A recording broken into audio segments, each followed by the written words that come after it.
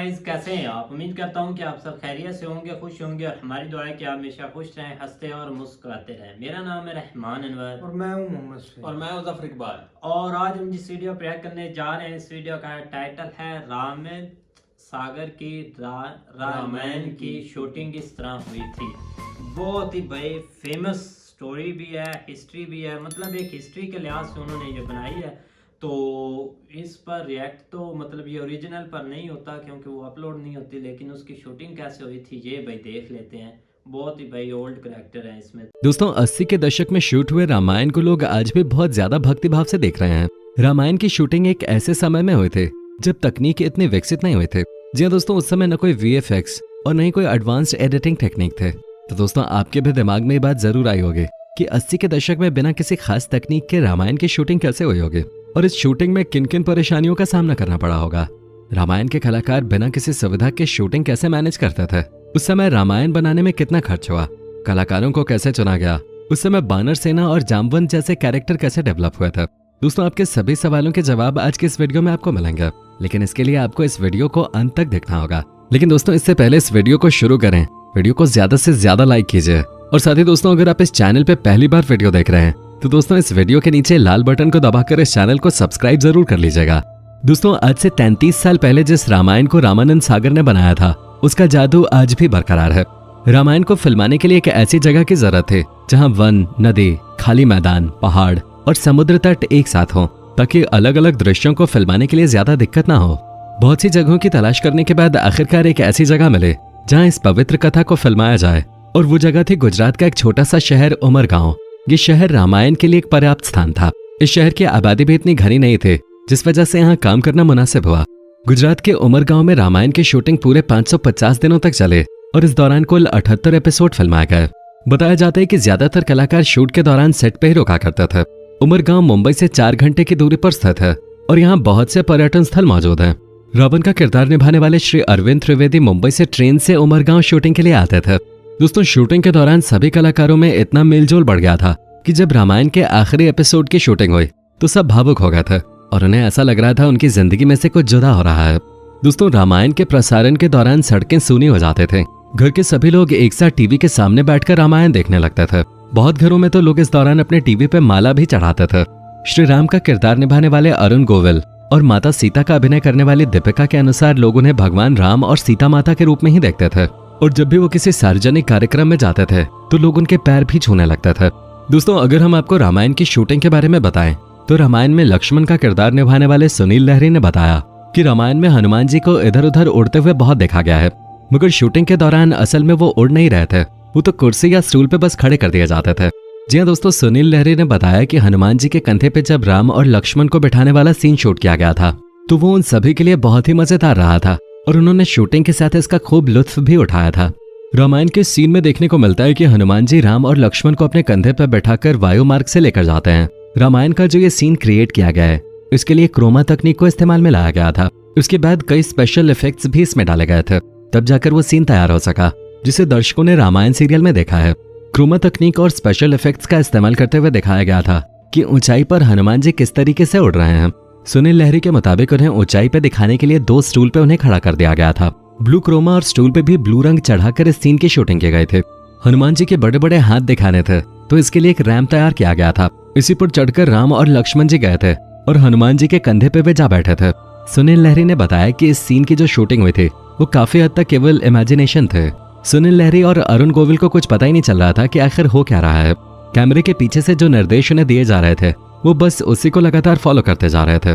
जिस वक्त इस सीन की शूटिंग चल रही थी उस वक्त अरुण गोविल और सुनील लहरी को यह सीन बहुत ही अटपटा लग रहा था।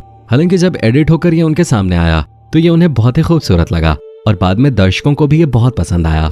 दोस्तों रामायण की बात करते हुए रामानंद सागर के बेटे प्रेम सागर का कहना है कि जब वे उमरगांव में शो की शूटिंग कर रहे थे तब न जाने कितने ही लोग भगवान के दर्शन करने के लिए वहां पहुंच जाते थे। जी हाँ, केवल आम लोग ही नहीं बल्कि कई बार तो VIP भी वहां पहुंच जाते थे और सभी कलाकारों के लिए रहने से लेकर खाने तक की पूरी व्यवस्था भी की जाते थे। इसके साथ ही प्रेम सागर ने यह भी बताया कि शूटिंग करने का कोई समय तय नहीं होता था, यहाँ तक कि शूटिंग सुबह से लेकर आधी रात को 3 बजे तक भी होते रहते थे। दोस्तों आपको जानकर हैरानी होगी कि हनुमान बने दारा सिंह जी को आधी रात को मेकअप करवाना पड़ता था और उनका मेकअप करने में करीब 2 से 3 घंटे का समय लग जाता था। इसके अलावा शो में बहुत से जूनियर आर्टिस्ट की भी जरूरत पड़ते थे, तो ऐसे में कई सैनिकों को इकट्ठा करना सच में काफी मुश्किल होता था। बता दें कि इस काम को करने के लिए आसपास के लोगों को गाँव में ढोल नगाड़े बजाकर बुलाया जाता था और उनसे ये भी कहा जाता था कि जो काम करेगा उसे फ्री में खाना और 10 रुपए भी दिए जाएंगे।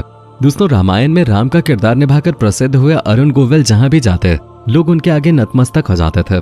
इस किरदार में अभिनेता को देखकर ऐसा लगता है मानो वो इसी के लिए बने हों।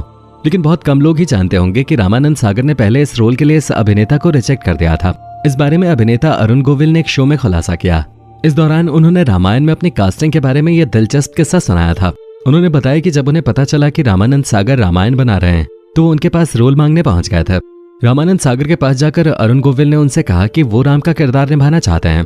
रामानंद सागर ने उन्हें देखा और कहा कि ठीक है, जब समय आएगा तो देखा जाएगा। कुछ समय बाद जब शो के कास्टिंग के लिए ऑडिशन शुरू हुए तो अरुण गोविल को भी बुलाया गया, लेकिन शो की टीम को उनका ऑडिशन पसंद नहीं आया, जिसकी वजह से उन्हें रिजेक्ट कर दिया गया। लेकिन फिर एक दिन रामानंद सागर ने अरुण गोविल को फोन कर मिलने के लिए बुलाया।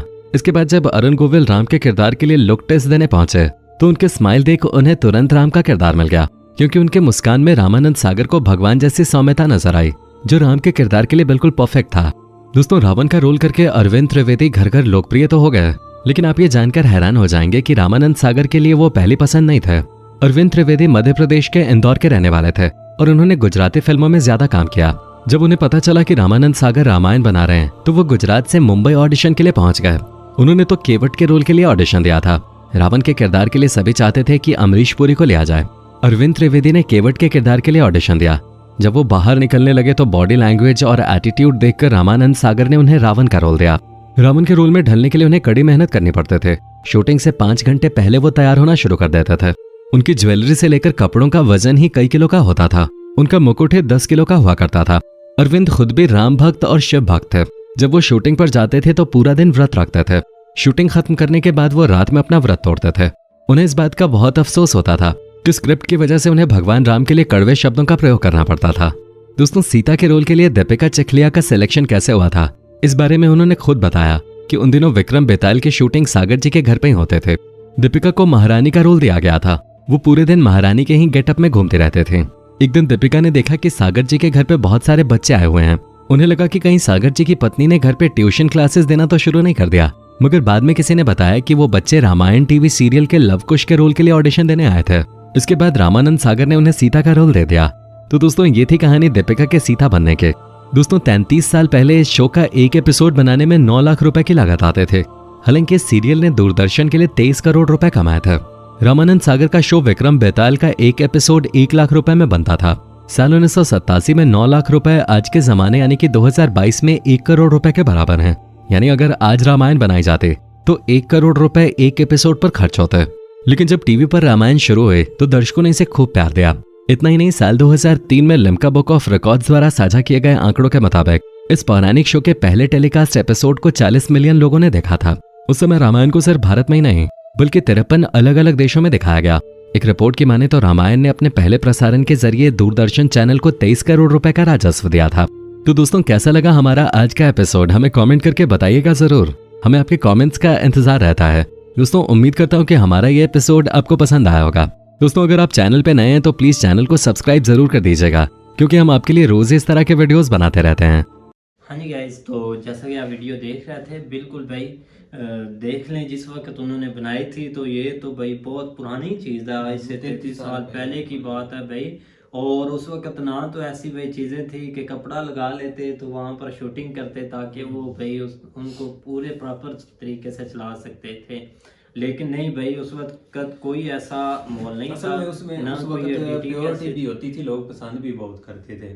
अब आपके सामने जिस तरह महाभारत हम देख रहे हैं, जो न्यू एडिशन उन्होंने बनाया है, और जो पहली वो थोड़ी बहुत देखी है, उसमें और इसमें ज़मीन आसमान का फ़र्क है। इसमें उन्होंने बहुत सारी एक ऐसी चीज़ें ऐड की हुई हैं, मतलब कि जो एक जदीदियत के हिसाब से लगती हैं। बिल्कुल। लेकिन वो जो ओल्ड वाली है उसमें काफ़ी कुछ जो है ना, टाइम के साथ सब कुछ चेंज हो जाता है ना। अब टाइम उस टाइम यही करना था, तो वो उन्होंने कुछ अपना जुगाड़ वगैरह लगा लिया, अच्छा काम कर लिया। लेकिन मेहनत काफ़ी उस दौर में देखा जाए तो तब भी काफ़ी उन्होंने मेहनत की है। हाँ जी, काफ़ी आप देख लें, 520 दिन या इतने दिन लगे, तकरीबन 2 साल के लगभग इतना भाई उनको टाइम लग गया था कि ठीक है भाई। हाँ 2 साल की 2 साल के हाँ, तो तकरीबन इनमें नजदीक कामों पहुंच में गया भाई था। पैसा काफी लगता है, और एक एक पॉइंट को एक ठीक तरीके से बताना, और क्योंकि देख ये ले एक भाई- रियलिटी होती है स्टोरी। अगर कुछ उल्टा हो जाए या एक गलत, मतलब कि आप गलत दिशा में चले जाए या गलत बोल दे, वो तो उस पर काफी तनकीद का भी सामना करना पड़ता है। बिल्कुल भाई। तो तब यार डायरेक्टर भी काफी जो मैच्योर बंदे थे, बिल्कुल mature थे, मैच्योर ऐसे थे ही है। काफी। देख लें कि भाई जो काम करेगा उसको खाना मिलेगा, 7-10 रुपए मिलेंगे,